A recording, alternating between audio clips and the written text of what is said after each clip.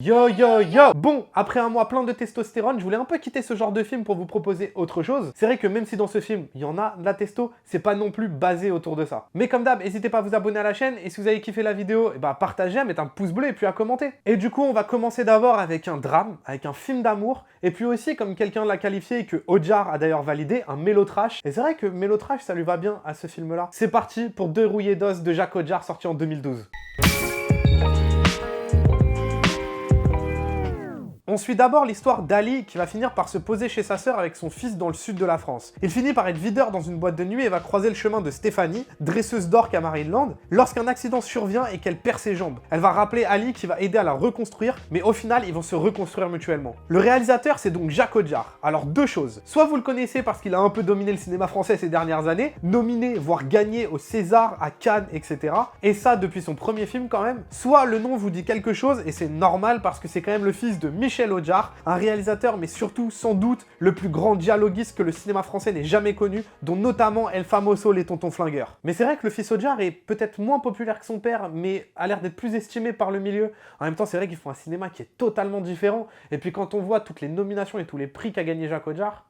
Et au cas où si ce nom ne vous dit rien, il a fait Regarde les hommes tombés, Un héros très discret, Sur mes lèvres, De battre mon cœur s'est arrêté, Un prophète, Dipan dont on vous a déjà parlé dans la vidéo sur la banlieue et le cinéma français d'ailleurs, et dernièrement Frères Sister, son film américain. Et puis aussi Deux rouillés d'os évidemment dont on va parler aujourd'hui. Une fois n'est pas coutume, je vais commencer par vous parler des acteurs, parce que c'est une donnée très importante dans le cinéma de Jacques Ojar. Quand il a fait Un prophète, c'est la première fois qu'il prenait un acteur inconnu comme personnage principal. Et si je dis pas de bêtises, du souvenir que j'en ai, lorsqu'il reçoit un César pour Un prophète, Ojar dans son discours dit qu'il veut dorénavant prendre des acteurs inconnus en premier rôle. Et quand il choisit Matthias Schoenaerts, il n'a qu'un seul film en tant que premier rôle à son actif, qui a fait un petit bruit, mais qui n'est peut-être pas arrivé jusqu'au grand public nécessairement. C'est Bullhead, juste un an avant de Rouillé d'os. Et le fait de le prendre dans ce rôle, un acteur inconnu, et de le confronter à l'actrice la plus en vogue du moment, Marion Cotillard, elle avait déjà fait Inception, La Môme, Public Enemy, ou Les Petits Mouchoirs, et de lui couper les jambes en plus, c'est une idée géniale. Et puis les deux acteurs sont faits pour ces rôles. Je trouve qu'on n'imagine pas quelqu'un d'autre à leur place, et c'est déjà une victoire pour un film. C'est vrai que je parle très souvent de scénario, et aussi de mise en scène, et beaucoup moins des acteurs. Pourtant, ce sont sans doute eux, avec l'histoire, l'élément le plus important d'un film. Ce sont à travers eux que le spectateur va rentrer dans le film,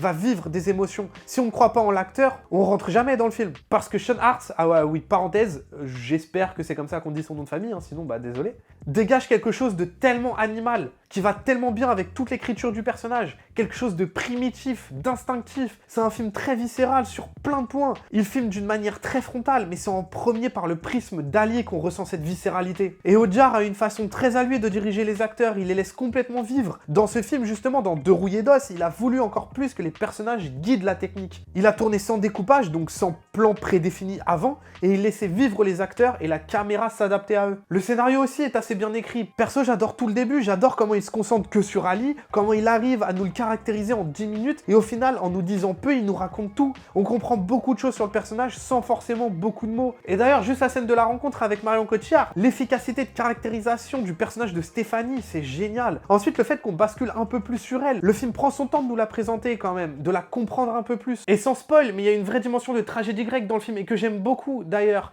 Et ok, c'est une adaptation, mais ils ont pris plein de liberté dans le scénario. Il y a plein de choses qui n'existent pas dans le livre, qu'ils ont rajouté justement dans leur histoire, dans le film. Et ça aurait pu tellement être Les Malheurs de Sophie, ce film, mais tellement facilement. Et franchement, je vous avoue que je déteste les films qui sont juste des enchaînements de drames pour des enchaînements de drames. Et je trouve que Deux rouillés d'os, justement, arrive à doser ça. La mise en scène a aussi quelque chose de viscéral. Obviously, déjà, par cette caméra à l'épaule, qui est très souvent présente et qui donne un côté encore plus vivant à son histoire. Mais ça, on en reparlera pour un prochain pifre très bientôt. Il y a un truc dans le film aussi autour des bouches. J'ai eu la sensation de voir beaucoup de gros plans sur les bouches, justement. Et voilà, je trouve ça juste intéressant à noter. La photo est brute mais n'en reste pas moins cinématographique. Il y a une patte et il y a une certaine esthétique mine de rien. Mais surtout il y a un truc que j'aime énormément dans ce film, c'est ce qu'il nous fait ressentir. Pas en tant qu'émotion mais en tant que sensation. Surtout les scènes où Stéphanie prend le soleil, ces plans-là, je les trouve incroyables. J'ai l'impression de sentir le soleil sur ma peau. J'ai l'impression de pouvoir toucher ce que le personnage vit.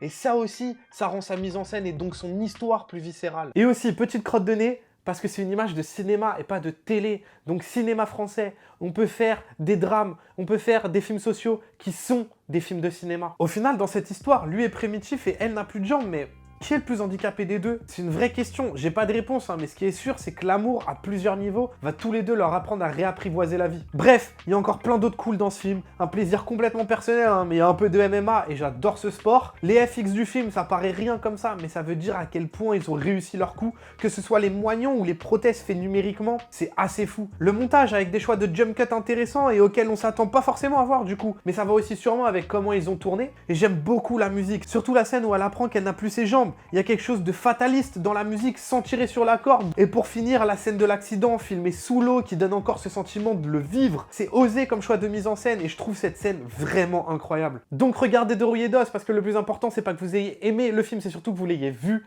Parce que déjà c'est un très bon film français et Cocorico ça fait plaisir.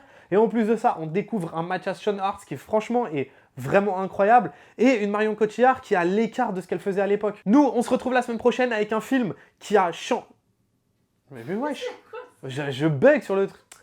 Nous, on se retrouve la semaine prochaine avec un film complètement différent qui a créé un avant et un après dans le manga, dans l'animé, dans la science-fiction en général. Et oui, c'est la première fois qu'on va parler d'un animé sur cette chaîne. C'est Akira de Katsuhiro Otomo, sorti en 88. Banks.